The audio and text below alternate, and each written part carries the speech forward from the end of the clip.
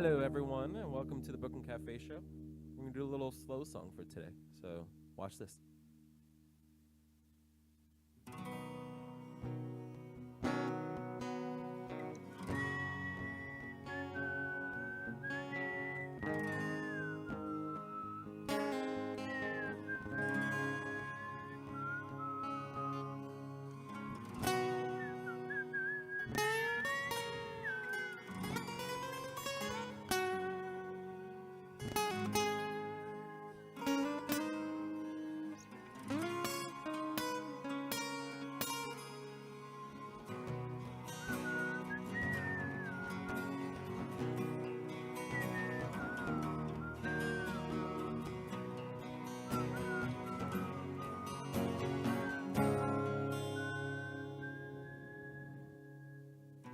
Shed a tear 'cause I'm missing you.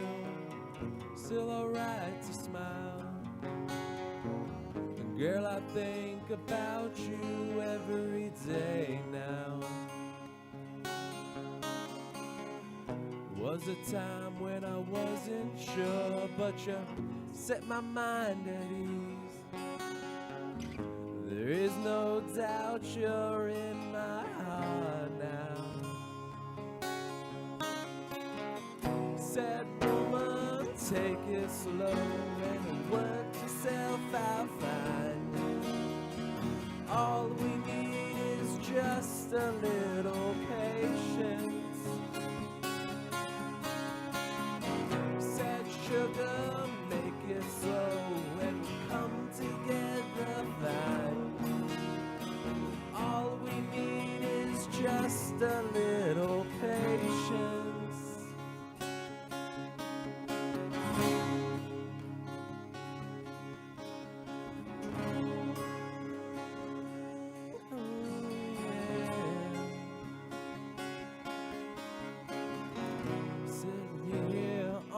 Steps, 'cause I'd rather be alone.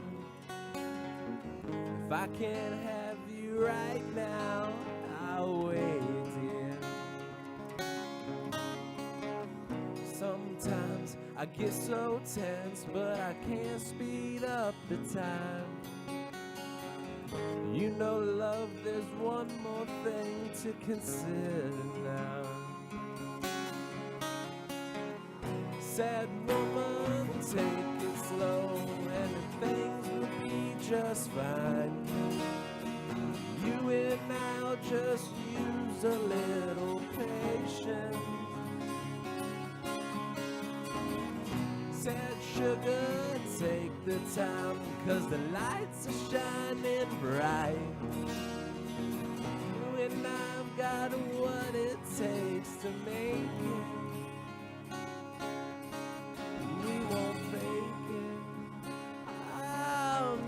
Break it, 'cause I can't take it.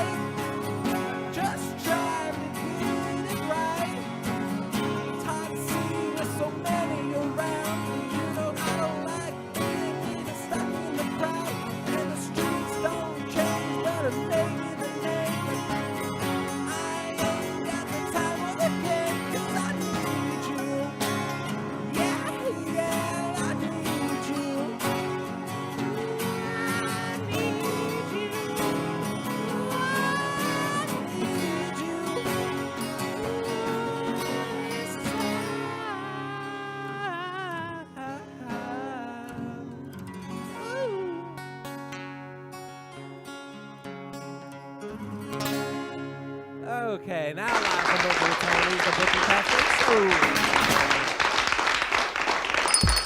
It's lunchtime and the Brooklyn Cafe is open for business. Live from the AMP Media Studios, Dawn and Freddie S. and their team are ready to serve up a huge portion of fun for lunch with friends and neighbors. So let's break open that lunch pail and unwrap that sandwich you brought and take a front row seat in the Brooklyn Cafe and get ready to enjoy some humor and hot topics. It's time to get a healthy serving of hope and happiness to help your day go by with a smile. Your hosts, Dawn and Freddie S., are ready to talk about food, health, dating, or just plain dream making. If you have a story to share, movie review, restaurant critique, or just a coincidental thing that happened to you, call in toll free 888-994-4995, Studio A right now. Sit back and enjoy your lunch break at the Brooklyn Cafe. Here are your hosts, Dawn and Freddie S.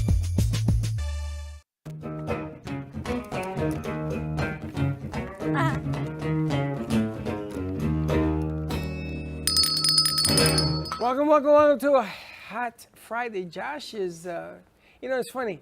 Josh played a song yesterday and asked him to play it again today. He doesn't play. That wasn't this one? No. He'll have to play another one. No, it wasn't that this one? It was a slow song. You had everybody crying.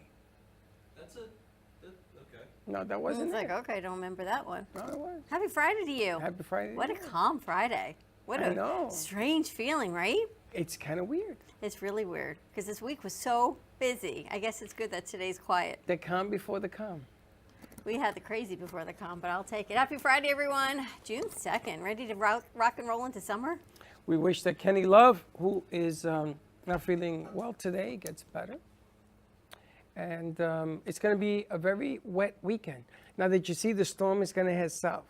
So it looks like it's going to miss us. There's It's a tropical depression. It first hasn't even been day named. of the hurricane But it hasn't season. even been named. Yeah, but it opened up. So it's going to rain. We're going to get wet. We may get a lot of wet. Water Another is 24 inches. rain is wet is all I can tell you. It's hurricane season. It's summer, everyone, and it's warming up everywhere. Did you get your home? You get your hurricane supplies? The nice thing about this house that I now live in, we're good. So you don't have any food if you have no power for 3 weeks? I don't have any food anyway, but I'm going to have power. I have a full house generator. We put that in. I got my hurricane windows. I got extra ACs. I was prepared on this move because I wasn't going through what I went through in the last house where I was putting up wood. And Chuck told you she's got guns. She's going to hang the shutters. So you don't need that no more? Nope. It's all I hurricane got proof? smart on this house. I'm like, got to do what you got to do. So you're ready? Yeah, I even have my refrigerator works. I'll even have water. Your refrigerator, yes. So If there's water. if there's water. So other than water and food, I'm good. But no, I don't have anything else prepared. So you're not going to have Do you like... remember I used to run around looking for batteries, and Yeah. I always had the wrong ones, and the black and white TVs. I used to run around trying to get all that. And last day, I needed the C batteries. I couldn't find those. You would laugh at me. You'll find something else to laugh at this year. I am sure I will mess up on something. There is no doubt. So are you ready? No. No. Yeah, It well- is what it is. When we moved last year, one of the things I was really careful about was making sure we were good to go on all of this stuff. There's a closet that I've had for 12 years full of equipment. Is that your hiding place? No. Remember when you and Chuck brought in all the equipment that I put Oh, it in the don't back? do it. Yeah, and we had to throw it I away. tried to make a museum out of Yep. it, and you guys laughed. Yep.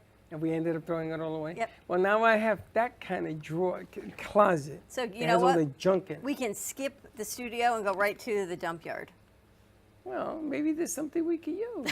How long has it been since you took it out of your Wires, closet? 12 years. Yeah. Maybe Garcia can do something with it. I don't know. Well, I got lights in there. I got stuff. You know, I was watching a whole episode, they did a whole news segment on everything you need on hurricane preparedness. They had it all laid out on the table, the whole checklist. They say you need a gallon of water per day per person in your household. I go to Costco and I pick up the gallons that come in 20, and I put them in the room. And it took a year to go through all that water. I know, and then they spring a leak, but everyone, get yourself no, prepared. They don't spring a leak. They do. No, they do not.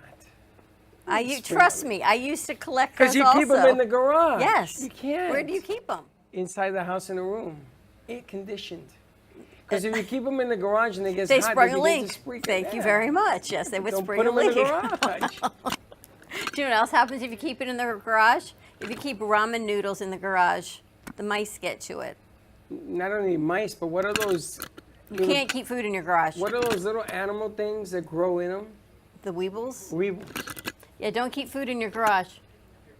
Oh, thank you. Weevils. You know weevils? You know what a weevil is? Weevils fall, but they don't fall down. Yes. Weevils are these little animals. Those little black things.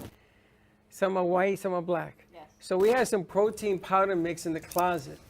And no, we had rice in the closet and we got weevils. And we could not figure out where they came from. I don't know where I put my mic. This was when Freddie, oh, you gotta find it. When Freddie lived with us. So Freddie had a protein mix in the bathroom in the next room, and we followed the trail, and they were full of weevils. And apparently they found the rice in the kitchen pantry, which is crazy. Oh, don't do that. But today we've got our good friend Mike Maki in here, our Bitcoin master. I guess we're going to be talking Financials Friday. Finance Friday. But now I was going to ask Mike if it's, is it Bitcoin or is it finances? Have you opened your wings to other things besides Bitcoin? Yeah. Well, yeah. First, thanks for having me back on. Love Always coming. fun to have you here. Love coming It's to chat kinda chill with you today, guys. right? Yeah, it's a really chill day. I mean, we got the guitars, we got Guns N' Roses, you know, and yeah, I do invest in other things. Bitcoin is the primary thing I invest in. It definitely consumes about 50% of my portfolio and net worth. I consider it, basically I really consider it kind of like digital property. I'll get into some of the other things I invest in too, but when I think of Bitcoin as like the asset that it is why digital property is because Bitcoin provides true scarcity. Similar to real estate is scarce. The only difference is that real estate's not attainable for the average Joe. How old were you when you started investing? I was in my 30s. You're in I was your 30s. late. I made a lot of stupid, poor financial decisions when I was in my 20s. Those decisions left me with maybe a 470 credit score. Took me years to fix that. Took me years to really have an understanding of finances. And actually, Robert Kiyosaki talks about this a lot. Robert Kiyosaki is the classic author of Rich Dad, Poor Dad. And he talks about financial literacy a lot and how that's not taught in schools. We're not prepared for it at all. Most people don't have a clue about anything really regarding financials. And it's actually like the most important thing in our lives. Not saying that like, not in some type of greed way, right? In our society and the way we interact in our daily lives. I mean, most decisions, if you really think about it, most decisions that you make in your life, major decisions, revolve around money. Even your small ones. And then it's this fear of, is there enough money? Can I do it? Yeah. Can I afford to invest? Yeah. And I know a lot of consumes corporations, your emotions. it consumes everything, Yeah. right? Yeah. I mean, even we're sitting in the back ordering just cables and stuff and deciding, can you do this today? Can you do that today? So yeah, it's not the greed of it. It's runs society. It runs Yeah. day-to-day life. Yeah, and it's important. Like, so to your question, it was really in my 30s, in my early 30s when I'm 37 now. I actually just turned 37 last happy Saturday. birthday. Thank you. But it was really in my early 30s when I decided to make a lot of lifestyle changes and just life changes in general. And I started following and listening to podcasts and reading books and like guys like Robert Kiyosaki and Patrick Bet-David, Grant Cardone. And I really had to start learning about finances and how you can benefit on that. And so I think about our crew, because I know you're hanging out with them today. Yeah. And they're young, right? So that they think, I don't have enough money to invest because I need money to live on. I need to put money away for rent and cars and food.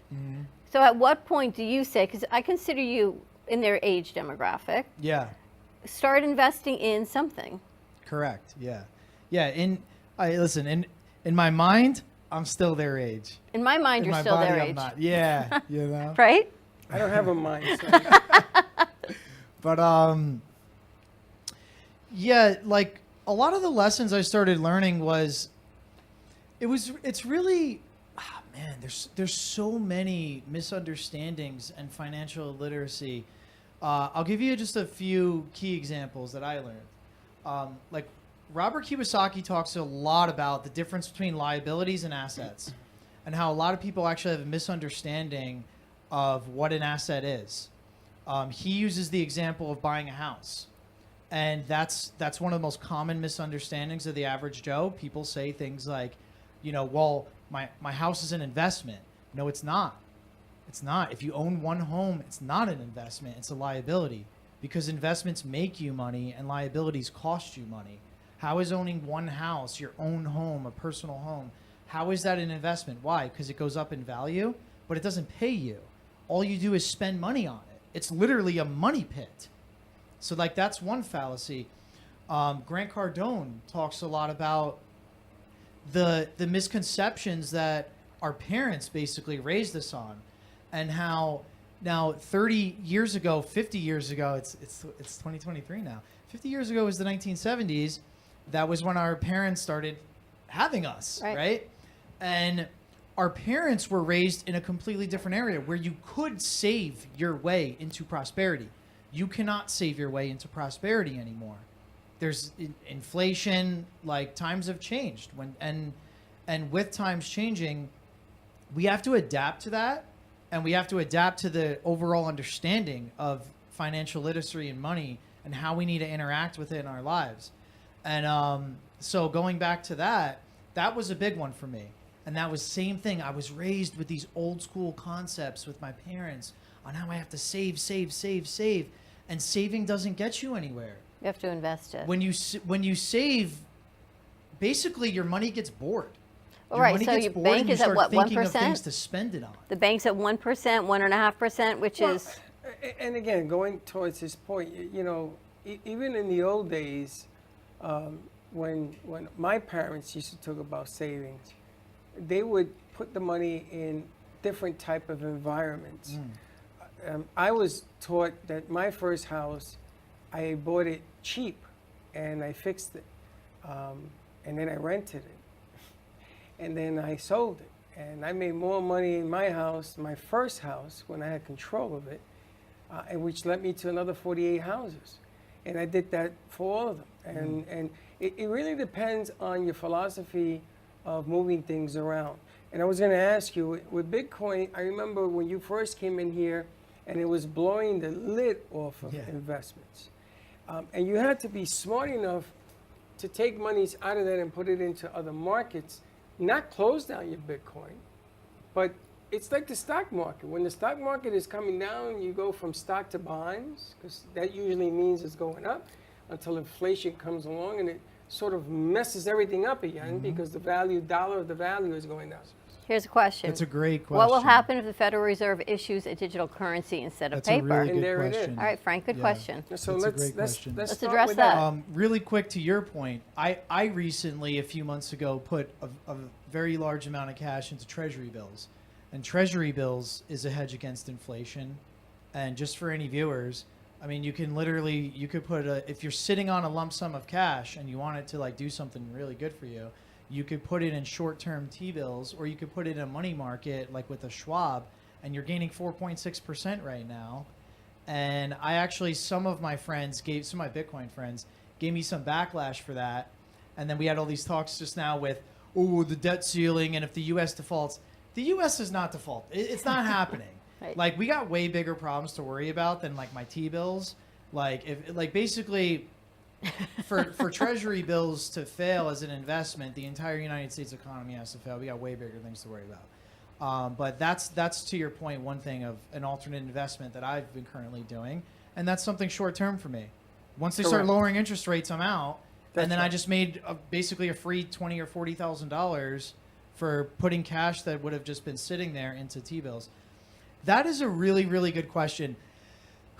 Wow, that is a loaded question. That's Frank for you. I'm firmly against that. Why are you against it? I would think you would be for that. I'm against it because, similar to what China's experiencing right now, it can give the government control over us, and in ways that you don't want, man. It's very dangerous. If we went to digital currency? Yeah, it's very, very dangerous. They'd be able to track every little thing that you spend in real time. You know, and I'm that's not saying that's what they're looking for. You know that Correct. they're looking Yeah. to be able to track every nickel. I mean, they can put restrictions on. This is what they're doing in China. They're putting restrictions on where you can go and what you can spend your money on, because they're tracking it in real time. And then China adopted a social credit system based on your behaviors, and now they're restricting, you know, money flow from that. And I'm not saying this again in some conspiracy theory way, but you know, listen, you give governments too much power. The governments are supposed to protect the people before the people. You know, we're not supposed to be relying on the government. Like, it's supposed to be the other way around. But I think we're floating in a very dangerous area. We're treading dangerous water if we cross that line, and there is a digital backed currency. It's called a CBDC, the central bank digital currency.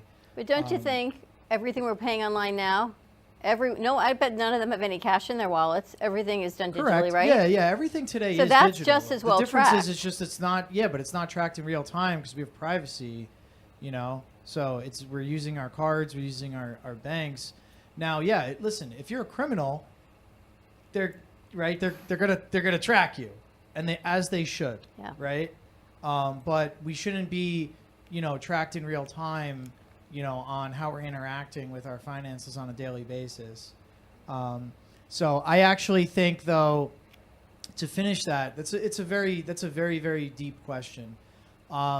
If the government were to do that, I actually think that vicariously promotes Bitcoin, because what it actually does is it exposes the average Joe now to digital currency. It exposes the average Joe to wallets, which we know are not the most user-friendly to use, right? But it exposes them to digital wallets, digital currency, and then it's like, okay, well, what am I going to use? I'm going to use FedCoin, I'm going to use GovCoin, or am I going to use Bitcoin? Do we have I'm someone on going the to use phone? FedCoin that I'm being tracked on, or am I going to use Bitcoin that I have sovereign freedom? Well, the interesting thing is that Oh, Frank's on the phone. the interesting thing is that the government doesn't handle money well either. You know, this ceiling thing and paying bills has nothing to do with now. You're talking about years ago. These Yeah. are bills that had to come paid years ago. I mean, they don't handle this very well. They don't understand, you know, they brought Facebook up to Washington, and they're trying to catch up as to what the problems are. They don't handle it well. So to get into this with them could be a very, very dangerous situation all the way around. So I don't know. I agree. I don't think it's a good idea either. All right, we got Frank on the phone. Good morning, Frank. Hey, How you doing? good. No, a federal currency is a bad idea. Bad idea. Because what they can do with a federal digital currency is not only track everything you do, but they can, and this also goes along with the electric cars and your digitized meter in your house. If they don't like what you post on, if they decide that they're going to give societal rules to digital currency and they don't happen to like what you post on social media, they can shut your currency down, they can shut your bank account down, they can shut your car down, they can shut your house down. Correct. I mean, look, we saw it happen last year with the truckers in Canada. I mean, come on. In Canada. You know, so it's not like that's exactly, not a plausible. It's a plausible. It has reasonable nothing. thing It to has do. nothing. It has nothing to do with the ease of currency being digital. It has all to do with the power in the hands of the power. Right. I agree. Yeah, because if you want to talk about to use, listen, man, we got Cash App, we got Zelle. It's pretty easy to use. Instant. You know, I mean, Instant pay. yeah. It's true. You don't want the Right. government putting their Instant pay. fingers on things. It doesn't make any sense to do that. But now, yeah, the government is just going to be in your life permanently if that happens. Well, and like I said, having the government police money is always a dangerous situation. Didn't he want, I think, $8 billion for IRS, to hire a new IRS agents, and they cut it down, I Yeah, think, to yeah. 10 Yeah, billion? they hired 84,000. No, they're not. It wasn't they're- approved. Oh, they're not. They cut They're that. cutting it back on the new ceiling bill. They cut The it new back, debt ceiling? Yeah. I think, to 8,000 because, it just became ridiculous and they're becoming a police state.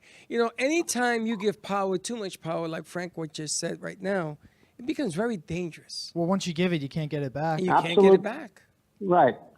Absolute power corrupts absolutely. That's very true. Thank you, That's Frank. big issue about what's going on in the world right now. I mean, learn the lesson of the powers that be are just getting more power. And I love it because I remember when Trump was president, he wanted to be president for life. Remember this? That they should make president for life. So now DeSantis, who's running against him, Papa is saying, Doc. now he's saying that he wants to be 8 years. He's going to be president for 8 years. And Trump, who's running against him, says, that's ridiculous. Meanwhile, he wanted to be king forever. So The whole thing is ridiculous. it's just scary. It's scary. And I think politics is ridiculous, but that's beside the point. That's but- true. The U.S. government is so much in debt that my 10-year-old grandson's future children will be paying the debt. That's true. Yep. They just keep raising the debt ceiling because they can't default. You can't, as a country, default. They have to find a way to figure this out. There's no way the federal government can ever default because they constantly have enough revenue coming in And listen, the to first fund the government. What they don't have is enough revenue to pay the interest. Yeah, correct. Yeah, they've calculated that recently. But they have enough.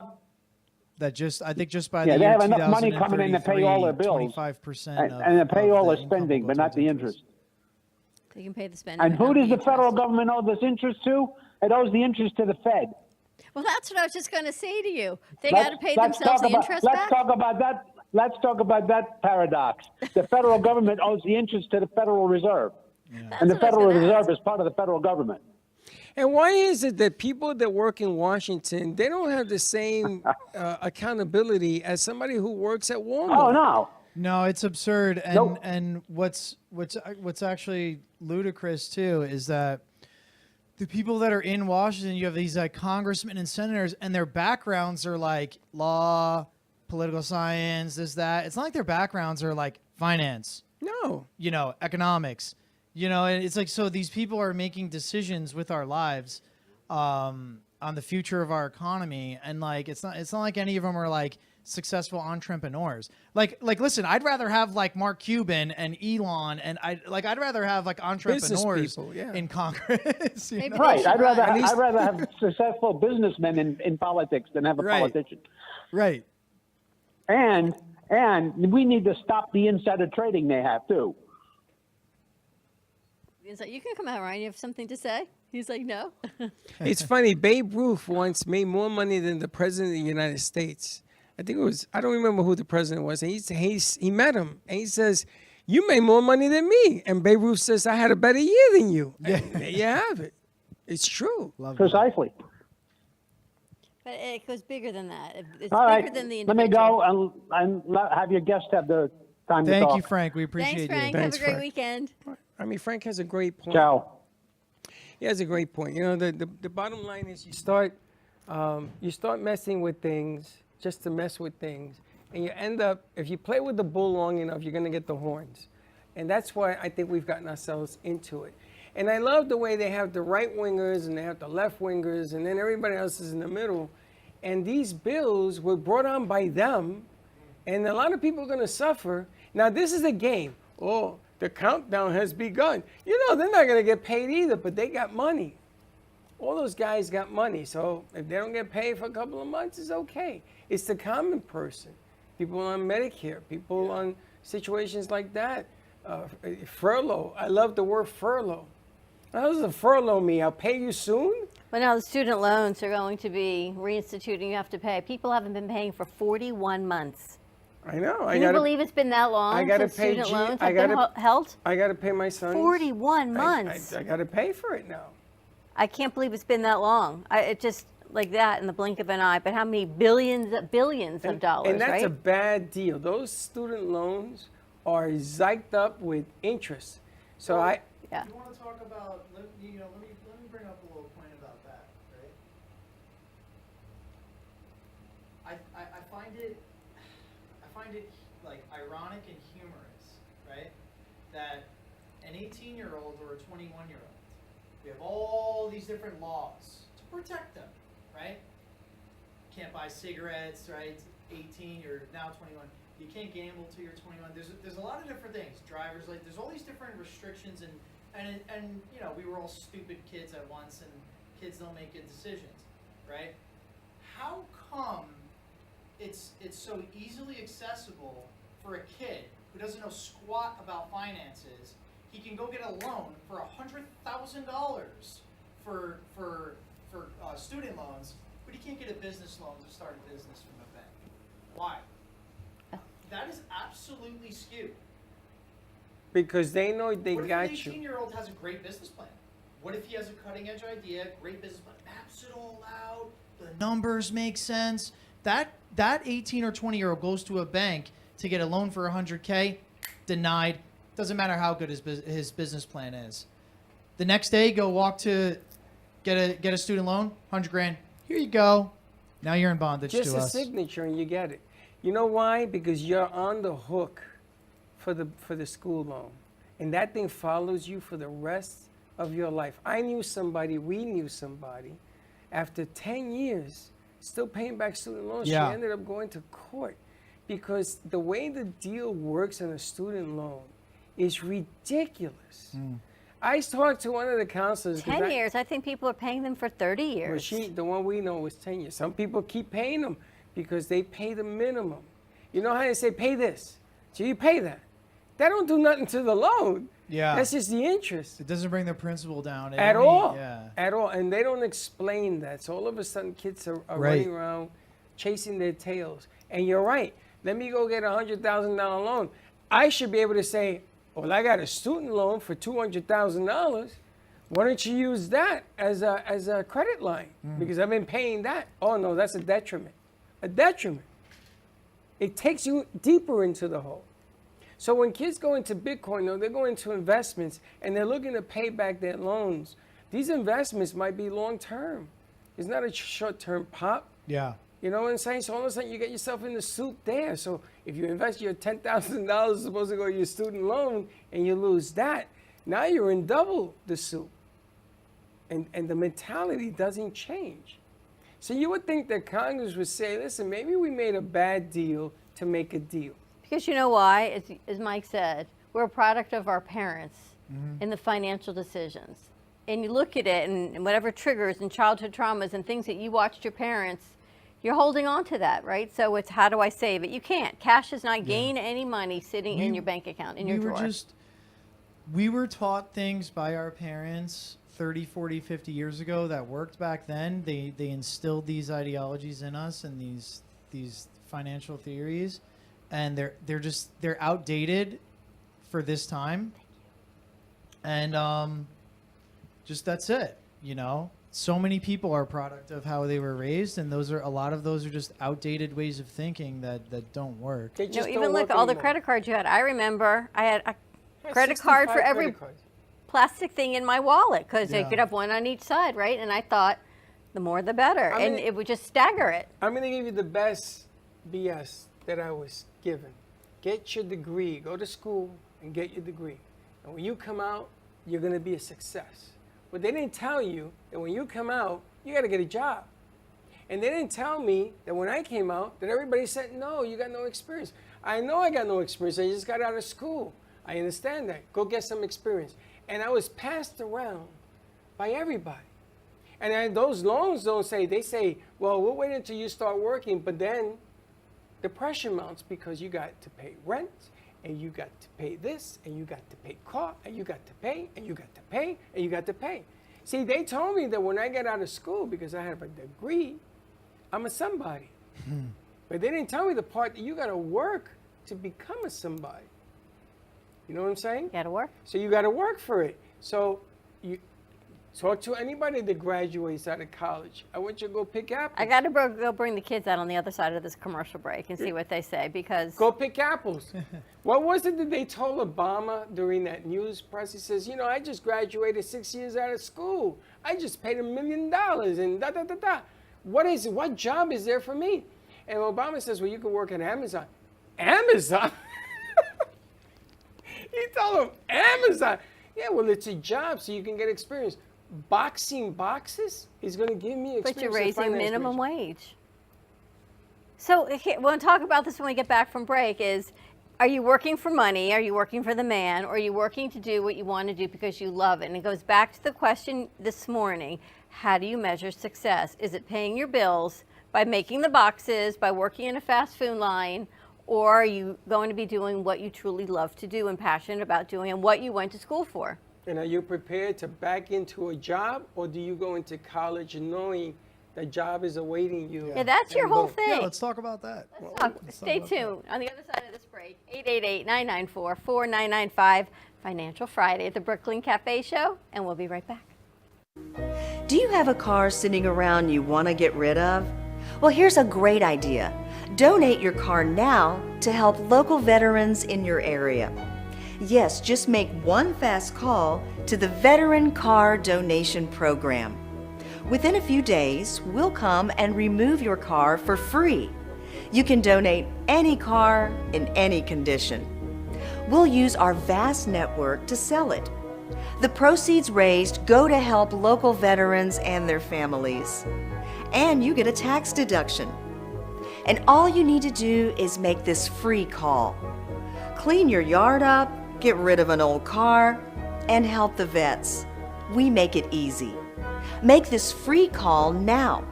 Book your fast and easy pickup. Call the Veteran Car Donation Program now. Do you own a timeshare?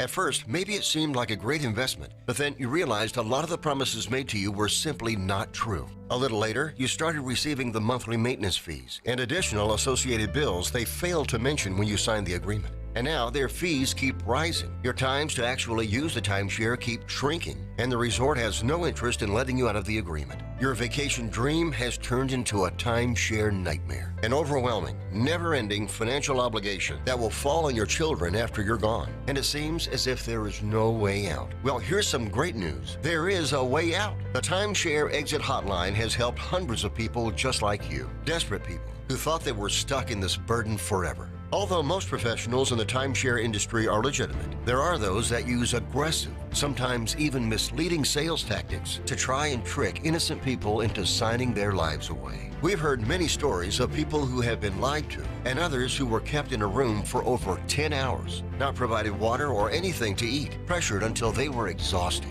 These people finally signed a contract just to get out of there. If you're one of the unfortunate people who have been roped into a timeshare nightmare and feel there is no way out, call the number on your screen right now. When we take your case, it means we are highly confident that we can win. We'll provide you with an affordable, one-time fixed fee and our 100% client satisfaction guarantee. Now you don't have to face arrogant, aggressive salespeople alone. We're experts in consumer protection, real estate, and contract law. Even if they bullied you into an agreement, rest assured, they're not going to bully us. So don't wait. Call us right now. Even if you've tried another company that failed you, call us. Our track record of successful negotiations speaks for itself. The call is free, the information is free, and there is absolutely no obligation. A single phone call could free you of this burden. So don't wait. Call the Timeshare Exit Hotline right now. Has your heater or air conditioner busted? Appliance broken? Computer crashed? Then you need an ARW home warranty. Home system and appliance repairs and replacements can cause stress and cost you thousands of dollars per year. With an A+ BBB rating and a top-rated home warranty company on Consumer Affairs and Trustpilot, ARW Home provides superior service, featuring the industry's lowest service call fee. ARW Home has warranty plans that cover your kitchen and laundry appliances, heating and air conditioning systems, electrical and plumbing systems, and much more. Call 800-235-1584 to customize your plan. Plus, ARW has partnered with Azurion to protect your new and used tablets, laptops, TVs, and other home tech from accidental damage and wear and tear. All plans come with a 30-day money-back guarantee. Call 800-235-1584 now for a free quote. That's 800-235-1584. I am a non-attorney spokesperson representing a team of lawyers who help people that have been injured or wronged. If you've been involved in a serious car, truck, or motorcycle accident or injured at work, you have rights, and you may be entitled to money for your suffering. Don't accept an offer you get from an insurance company until you talk to a lawyer, and we represent some of the best personal injury lawyers you can find. Tough lawyers that will fight to win your case, and they're so good they stake their reputation on it by only getting paid if you win. So if you've been in a serious car, truck, or motorcycle accident or hurt on the job, find out today for free what kind of compensation you may be entitled to. Call the legal helpline right now. 800-796-1182. 800-796-1182. 800-796-1182. That's 800-796-1182. Do you owe the IRS $10,000 or more in back taxes? Are you being audited or investigated? Has the IRS sent you a letter demanding payment? You may not owe what they claim. Make this free call to the tax doctor now. Let them negotiate with the IRS on your behalf. 800-485-8801. 800-485-8801. That's 800-485-8801. Coffee News is a fun, family-friendly weekly publication provided free to restaurants, coffee shops, and waiting areas for customers to enjoy. Grow your business today through the power of effective, affordable advertising. Coffee News is an active marketing medium specializing in the ongoing weekly promotion of your business.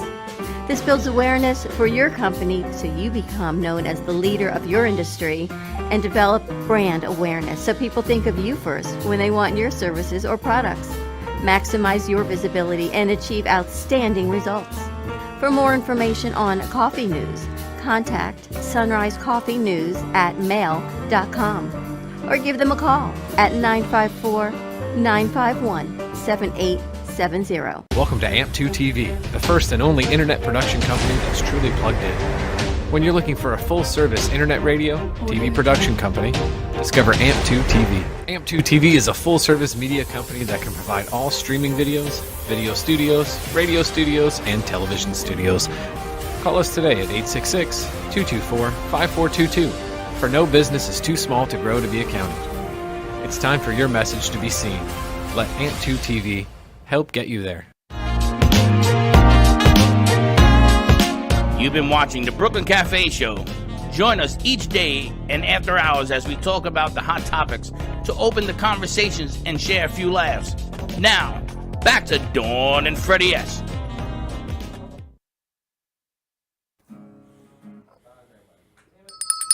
That was quick.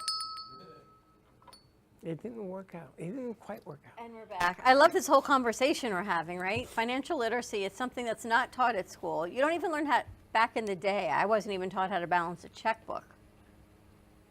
That's what we used to have. I had no money to balance a checkbook, so they really didn't matter. And I bet none of you guys even have a checkbook, right? That was not even the thing. And then when my kids were growing up, we would have the PTA set up a thing where the kids could put money in a bank account, and the bank would be there once a week, and you could go put in your pennies or your coins and actually open up your own bank account. But even now, that's different. Well, let's ask the guys, because, I mean, they're the future of tomorrow. They're what's going on right now. And did you guys go into school with a plan, college? And let's have Dylan and Ryan on the set. I want to ask them straight up.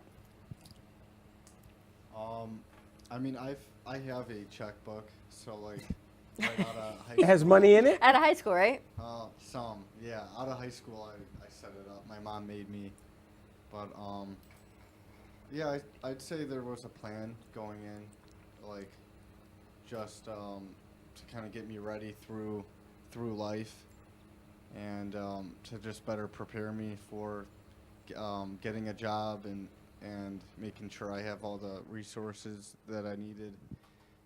My freshman year, I was into architecture, and my grandma actually got me an internship while talking to someone at a bar that happened to be a structural engineer, and so I got to come in for an interview and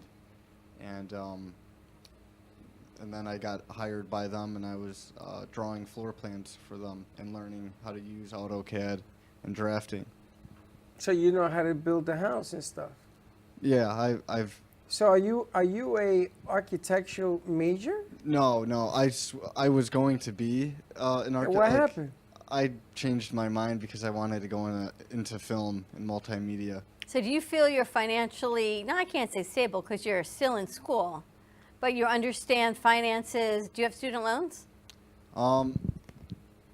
Yeah, I don't have, I don't have any, but I wouldn't say I necessarily know, like, too much yet. I'm still learning, but, How about you, Dylan? No student loans here, thankfully. And do you have a plan? Did you have a plan going into school? Do you have a plan, an exit plan? Do you know what you want to do? In a sense, yeah. I went to school mainly for the intent of networking, because like I knew that education has sort of changed, and how people look at a college degree has changed a lot. So you need to make connections with your peers, and I mean that's sort of what I've been doing, very consistently hustling a lot outside of class. Now you guys have talents. Isn't that interesting that he says college education has changed? It has. He's going for Well, networking. he's a little bit above the norm because he's right. He is 100% correct. Wow. And it's hard to explain to kids going into school that says you got to be well-rounded. So it's not just about going to the frat parties and drinking and... Yes, I never went to a frat party in my life, but a lot of people, my cousins all did, and Freddie did, and I think Gio even. I never did you go that. to FSU. Yeah. And by Yeah. by FSU, standards around town, people are out there drinking and partying, and there you are party going, town. you know what? I'm here for an education and to network. Are you in a different group of friends? There's so many different, I mean, like cliques sort of still exist in schools, and there's different communities. I'm very involved in like the comedy and the film community. So when you're sort of detached from the party lifestyle and the fraternity lifestyle, you don't really there's no overlap. You're know? not there. Yeah, like Good for I you. don't feel like I'm missing out because I have my own sort of like niche going on. You don't really get that in high school. Yeah, right. How about you, Josh? Because you're out of school. I gotta thank my mom for everything, honestly. Yeah. She gave me a checkbook. She showed me how to write oh my God. She showed me how to write a check. She got me my first debit card, setting everything up with the bank accounts. She got me even a credit card to build up credit right now. So, Smart. yeah. She's helped me out through everything, but that's the only reason I know somewhat of financial stability is through her. It gets overwhelming. Yeah. I'm an adult and it's overwhelming. Yeah, but you got to learn it. But You it's- got to learn it. You got to do it, and you can't abuse it like I did. I was having a ball. I had 65 credit cards, too. my 850 FICO score. I was buying cars and credit cards. It was the most ridiculous thing I've ever done in my life because I didn't understand the true value of a dollar. I had a lot of friends that used to stay home and they used to play the markets, and they didn't have any life because 1 second they were trading and another second they were buying, and that's all they did all day. They got Red Bull with vodka, and they were getting stoned and high and everything else because they were having the time of their life. It was like a giant pinball machine. Yep. So you learn from your mistakes. Now, do you guys understand there's business and then there's business? So if you had to work on a farm picking apples, would you do it? Had to? Well, if somebody offered you a job, Yeah. This is a loaded question. It's a loaded question. How It's a much loaded is the question. job How much is worth? the Or job how worth? much are they Well, paying? let's How say far there's is the nobody to commute? do, and they're paying you $20 an hour. Would you do it? I would do it, but I would film myself and then make a documentary. Of course about you it. would. But you would have your drone above you, wouldn't you? Yeah. But would you do it for $20 an hour? Sure. Sounds like a reasonable job. They're If all I like, have yes. to, then Even yeah. Jalen said It's a yes. nice little this weekend is- job. This is change. Less than $20 an hour. This is change. He goes, I quit. Before COVID, I asked this question to the producers. of Everyone Winning said no. They said absolutely not. I didn't go to school for 4 years to go pick apples. Johnny Appleseed. There you go. So things have changed. Wow, this is a pleasant How's it make you surprise. feel? I'm happy. It's a different work ethic. Well, it's work, and they know that work takes work. I mean, they've come in here and they have shown us a different ability and desirability to doing what we do, because I always start slow. Not with this group. This group is about, let's throw them out. We're doing things that I haven't done in Do you know years. and they were all in there today working. You couldn't. No one was talking. That's so uncommon. I thought somebody died. They all had their. And I didn't even know you were here. They said, "Are we doing a show?" I said, "Oh, he's not coming till 1." And Josh says, "No, he's sitting in Studio A." There was like quiet. Everyone was working. And they're focused. He went on a gig, came back, and stayed here till 9 o'clock with me and G-Man to work on it. But financial literacy is something that's really important. We had somebody in yesterday with a company that they're helping with credit repair and then to educate on financial literacy, because people, you don't know what you don't know, and all it does is cause aggravation, and then the bills come, and now everything's on email. So if you're not checking your email, you're not getting your bills, and it's this whole cycle of anxiety. Yeah, but not knowing isn't an excuse. It's not Of an course excuse not. anymore. You know, when you sign for a student loan, you're signing for a student loan. But they shouldn't make it where they say, hey, here's $100,000. You know, they put it in front of you and say, don't worry, you pay it when you can. That's not true. You got to pay it. And if you don't pay it, you're starting out wrong. And when you get that job, now they're running your credit report. What is going on? I can't hire you. Why? Well, you're behind your student loans. Well, what does that mean? Well, you're going to mess up my business. I don't think know it was about the that. Rock. It was the Rock that put it out there. He says, "Oh, they don't care what your major is. They care that you finish school and you're not going to mess up my business because you were smart enough to finish." Dylan, have you been networking at school? Absolutely. What are you finding? I mean, it's really just people who you connect with, you know. If I try not to look at too analytically, I just try to make natural, you know, relationships with my peers and work on projects. Like, I'm also interested in film, and so I'm studying creative writing, which isn't really much film-wise, but everything outside of that, you know, there's tons of people who haven't gotten into the film school there, so just connecting with them and working on projects together. Do you feel threatened by AI's probabilities? No, not at all. Have you used AI? No, I've not. Not really. You use it for Well, investing? Not for investing. I use it in a lot of things. Do you? For fun. It'll surprise you. Yeah, Freddie's been writing commercials with it. I wrote a song, A love song. and everybody loves it. There was this guy on Twitter that posted something. It absolutely went viral. His HOA in his community gave him this letter, this warning letter, about how his bushes were overgrown. He went on OpenAI ChatGPT, typed in,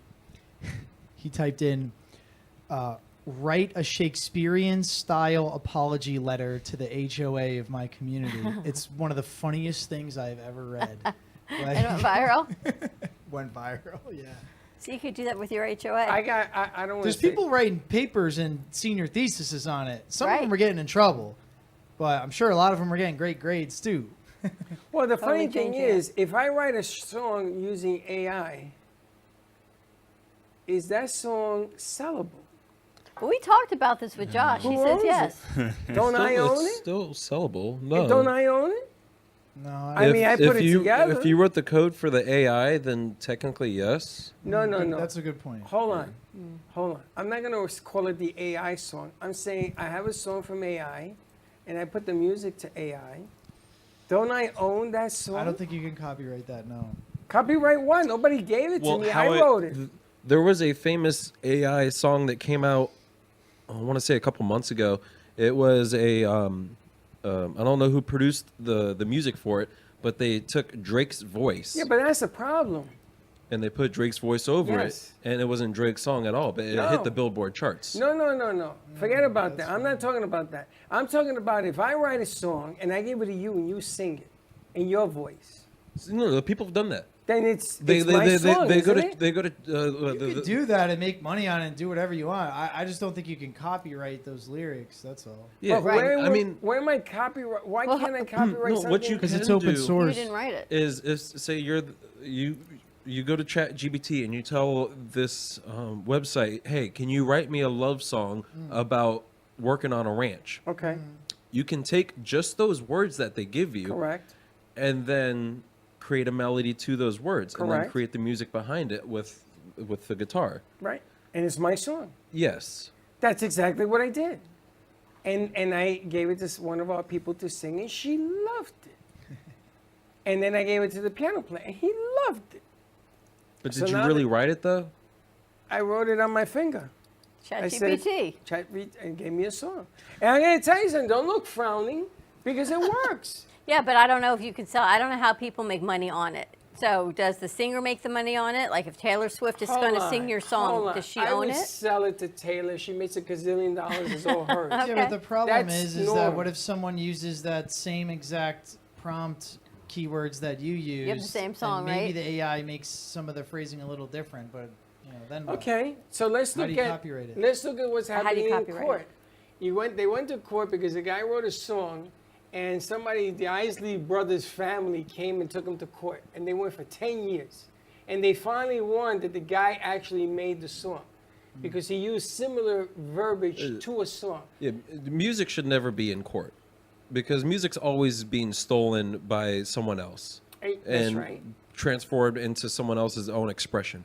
Because Led Zeppelin went to court recently with a band called Spirit, because there's a song called Taurus, or the band's called Taurus, and the song called Spirit. I don't know which way it is, but it has the same chord progression as Stairway to Heaven. In just the beginning of the song, it has just the same progression, and they tried to go to court and sue Led Zeppelin for it. While And they the whole lost. other 6-7 minutes of the song is literally Led Zeppelin's own original creation. See, the problem here is I think too that Ed Sheeran and Marvin Gaye or something Yes. just Yep. had a big Huge. right? That was And he huge. won. Yeah. That was the case, and Ed Sheeran won. And he says there is only, I think, 4 melodies to a song. Ed Sheeran's kind of stupid in that, but yes, in a sense, he's- it only it's takes true. 4 chords to create a song. Yes, And that's what he there's used. there's only 12 notes in the music language, so you're gonna run into similarities here and there with chord progressions. Well, I'm going to tell you, the stupidest thing was when we were at iHeart and we were on the air, and I can't even say it. And there was that famous game they play in February where they throw a football.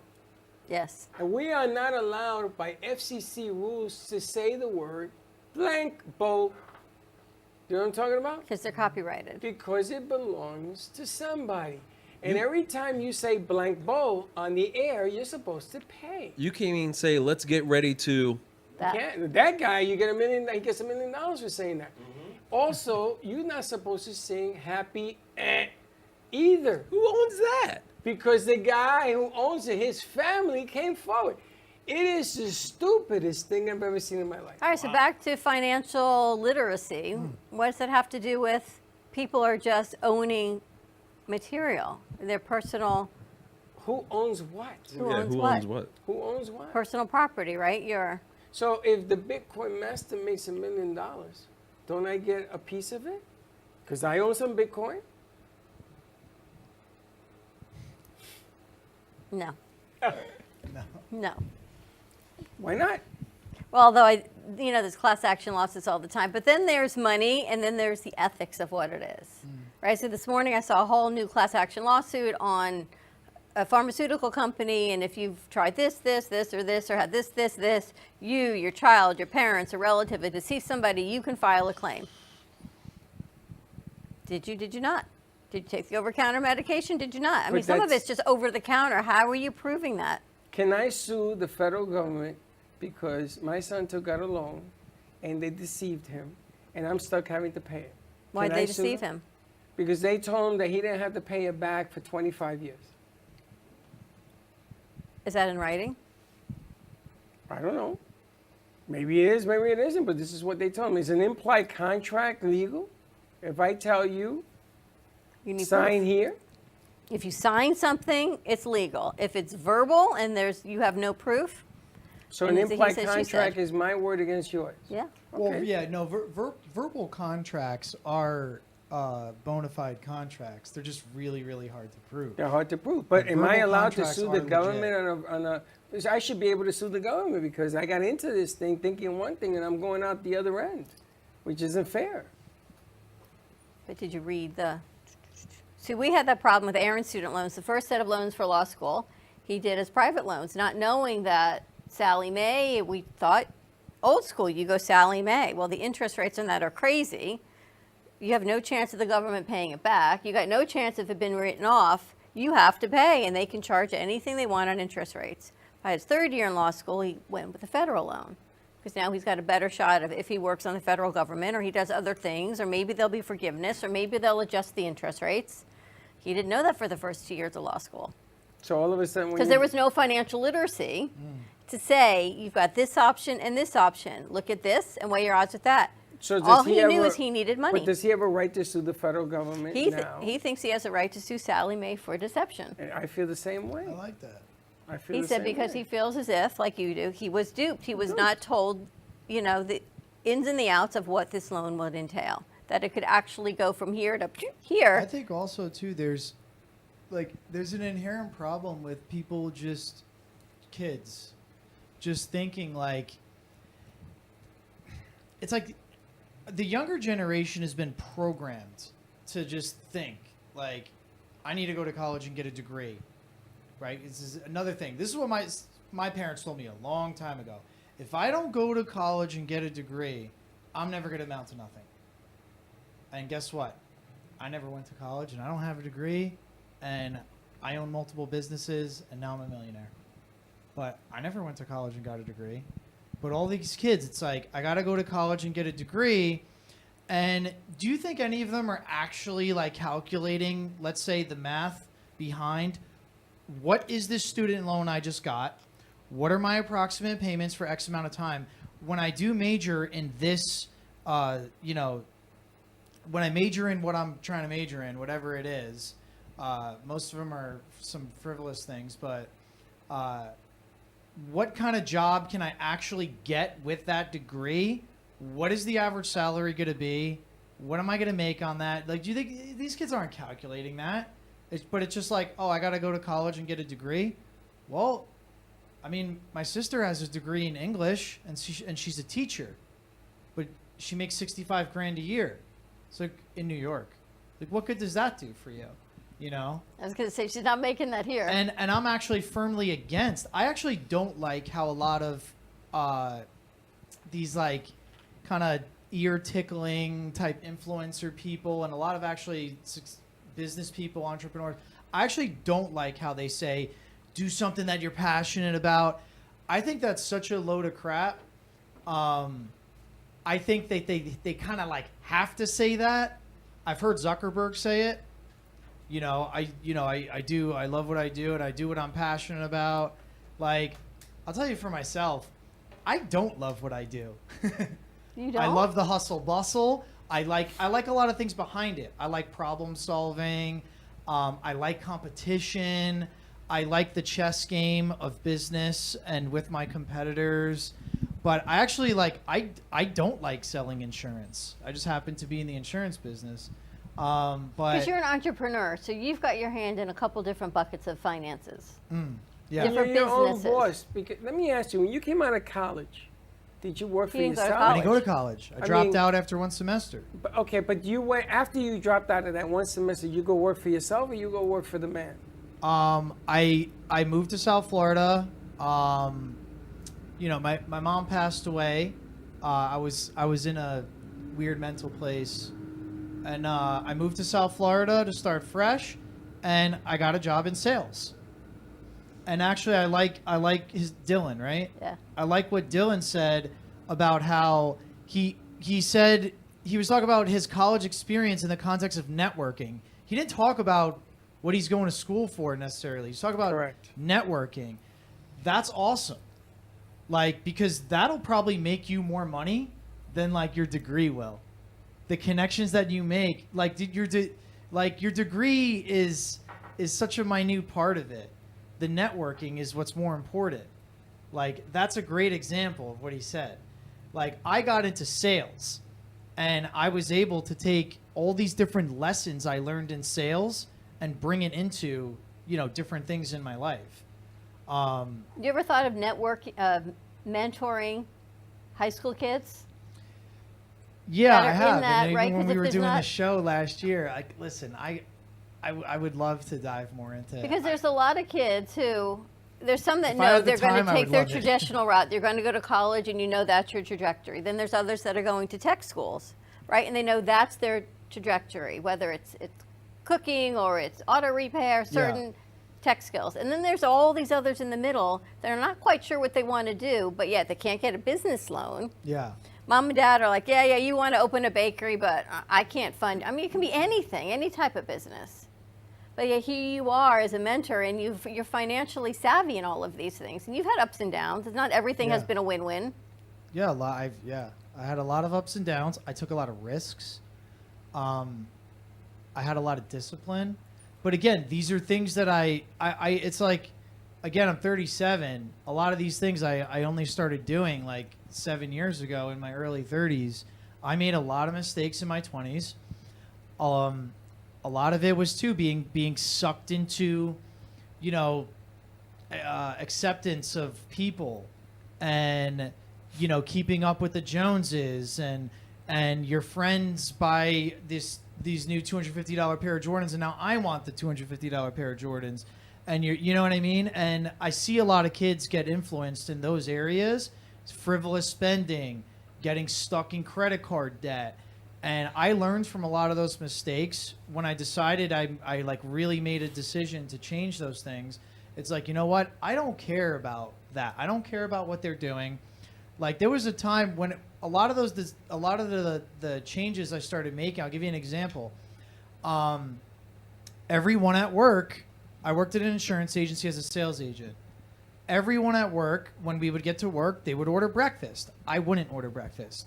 They would all order Starbucks collectively. I wouldn't order Starbucks collectively. And I saved that extra $7, and I saved that extra $10, and I would bring 2 peanut butter and jelly sandwiches to work and a bottle of water. And here's the deal. Like, I'm not saying you're going to save yourself into some type of prosperity from that. But, if you're competent in the little things, you'll be competent in the big things. So little things like that was like discipline that I needed to learn. Right? $20 a day. If you're It adds $10 and $17, $20 Over a a 2-year day. period of time, that adds How up. about over just a month? You're And looking here's at the deal. $100 a week. And you could start investing in little ways like Bitcoin. We were talking about it when I first got here. You could buy pieces of a Bitcoin.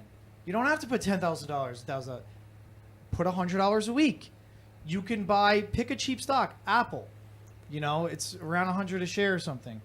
You can buy 1 share of Apple, maybe every month. Maybe that's comfortable for you to afford. Maybe every week. But over a long period of time, Build a portfolio. you'll gain you'll have a gain on that over a long period of time.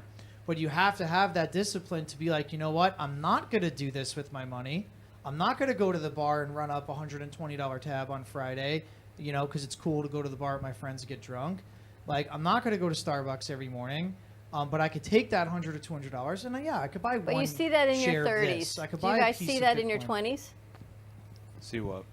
The discipline side of discipline. what it is. It's discipline with everything, right? It's discipline across who you are. You It's can't hard. be disciplined in one thing and not the other. It's hard. It's hard. Discipline at putting money aside or sacrificing a good time because you know that you got to put money aside and invest it in things of that nature. I mean, it's kind of just out of necessity, though, like being disciplined, because school is expensive. gas is expensive, food is expensive, and like I have like friends who sometimes like just make it like to ends meet. So I don't know. I'm just a little skeptical of like a lot of people when they're like recommending to students to put aside $500 a month that they don't have to invest. Well, if you in don't certain have area. it, you don't have it. Yeah. Yeah, I mean, that's if you different. yeah. Yeah, If you don't if you have don't it, got it, And you you're in don't got school, it. and it's different. I think that the Yeah. message is more about Discipline. gaining the discipline Correct. Yeah. to putting $1 a day away. $1 And listen, a week. also- or no money. Maybe Well, like just look the at Ryan. discipline. You tease him, but he goes home every day to make a sandwich, I don't tease I love him. that. I laugh with him. right? And then he's like, I gotta go make. And But he he laughs, does it but he does it. consistently. But he's And disciplined not listen, to be here's out buying lunch. Here's a point I want to bring up too. What was your name again? Ryan. Ryan, right. Okay, so Ryan, you know, he was doing the engineer thing, right?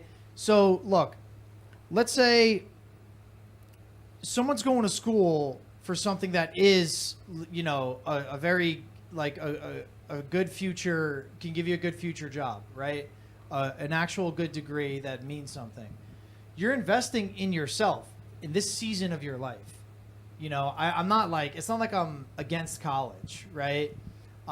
In no way, like, don't hear like what I'm not saying, right? Like, in no way am I against college, or if it takes a student loan to get you that degree, like, okay, you know, but for that season in your life, you're investing in yourself. You know, it just needs to be a profitable investment. You know, one of the problems with college is it started happening about 20 years ago. It started getting oversaturated. And I'll give you another example. My parents made me go to college for business administration, and they didn't even know why. They're just like, you got to go to school with business administration because if you get that degree, there's so many different things you could do with it, and blah, blah, blah. I wanted to go to school for music theory. I play guitar as well. So I wanted to go to school for music theory. They didn't want to pay for me to go to school for music theory. But they made me go for business administration. Whatever. Wound up dropping out. The problem is, how many other parents made their kids do that? And you had, it started, I think, about 20, 25 years ago. We started having an oversaturation of college degrees to where now there's no separation. The playing field is so it's level equal and again. long Yeah. that now you don't have an edge. Your degree doesn't actually give you the value you think it does, because it's not giving you an edge over other people if everyone has the same degree. All right, so now it's grad school or So networking exactly. or who you know. And that's what's happened Yeah. in the last like 5 to 10 years. If you don't have a master's degree now or a doctorate, if you have a bachelor's degree, you're making $35K a year. It's a high school. You have no edge. It's like a high school diploma. A Yeah, bachelor's degree. does nothing You know, for I you. went to NYU. I didn't want to go to college either. I didn't want to be a doctor the way my parents all wanted me to. I wanted to be a cop. So that's why I joined the precinct. I wanted to be a cop. And listen, and if people are passionate, we were talking about that. If someone's passionate about, like, they want to be a chef or they want to be a cop, There's nothing wrong with listen, you could do what you love, right? Just get content though with what you make from that. That's right. You know, just be content with it. And live in your decision. If you're going to do something, if you're not going to be an architect and you're going to be a film producer, there's nothing wrong with that. Right. But get ready, because everybody that's going to wait is waiting with the button of the "I told you so." Yeah, but you can love what you do for now because you're living in this moment. And then in a year or two, you say, you know what? I want to do this. And you want to grow on experience. And everything is growth. Even if you go back to architecture, you've learned from that. You've learned from what you're doing. You've learned from what you're doing here. You've learned the discipline of saving money and making your lunch. And then you make the next step. There is no wrong step as long as you're investing in yourself. As long as you're investing in yourself. Whatever that, even if it's time and not money. I worked for John Hancock in insurance in 1986. I hated it until I got good at it. Then I got to see the Mets in the World Series because of it. Because I was in insurance, and John Hancock says, "Congratulations, you're the Puerto Rican of New York City. Here's 2 tickets." I got to see the World Series. I'm gonna tell you something. Insurance looking pretty good, because I had a brand new Maxima. It had a phone and a bar in the back. I was the man. I was making money. I got promoted in 3 months. I had 21 agents under my control. Did I love it? Hell to the no. Didn't love it. Insurance is tough. because you can't see insurance. It's not like buying a watch. It's not like it's buying a concept. Creatives have the same challenge. But then it grows. Your creativity grows. When you put it to life, like he did with the video. Yeah. When you put it to life, you got to be well-rounded to be a creative in this business. You got to be able to sell a deal. You got to be able to go out there, take film work, and interview people. It's what we're sending you guys to meet and to talk to people. To network. You got to network it correctly. Which is what you was got good to that we dress Yeah. correctly. No, You gotta network. Dude, I love that you said that. I really, really do. When I think about, I don't know, a lot of the ways, not like all of them, but when I think about a lot of ways that maybe my company or just different things in my life has progressed, a lot of them came from connections. They did. A lot of And them that's what came you from do. the people I know and different maybe decisions or things I did with those people. Yep. And the things you then, know. You You're know, one the of the risks I best- took with them for all You're that. But you're one of the best. a lot of it connectors. is those people that I knew. But you talk to people that you don't know. You talk to everybody. I seen you work a room, and you work it well because you're well-rounded, and that's really vital in today's deal.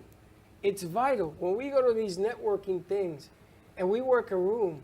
We start to have a plan of attack without even talking about But it. I got to tell you, they did a great job because I spoke to someone again Fantastic. They're still today. talking He about what called. they He did. says, I met a bunch of your producers at the networking event, and he'll be Daniel. He'll be here on Tuesday. Trippy's unreal. Trippy's unreal. She's unbelievable, the things and the people coming back to But town. if you love what you do and you make the connections, I mean, look, I was telling people how I ended up here, right? My master's is in one thing, undergrad is in another, then I did something else, and then all of the pieces of my life have come together to fruition here, from communications and special needs and families and women empowerment, all under this roof. But back then, You didn't even know those words. who knew? I knew I wanted to go to college. I didn't want to go to college. I wanted to get married. And they're like, no, you got to go to college. But it was a different generation for women that many years ago. You wanted to get married, but that was a thing? That was the thing. It was like going to school for your MRS degree, and you just happened to get a degree at the same time. All right, Lucy, we got to go. Back in the day, I know. Just love what you do. Be passionate about what it is, and Learn to it'll- love what you do. learn to love you. Michael Macchia, our Bitcoin master, thank you so Yeah, much. thank you guys. To our Appreciate crew, it. thank you Thank guys you. for all you do. Happy Friday, everyone. Wow, what a week. Enjoy your weekend. Stay dry, and we will see you Monday, 9 a.m. drive time. And don't be late. Bye-bye.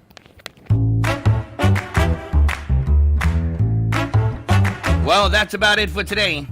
Even though the show's over, the Broken Cafe is always open for business.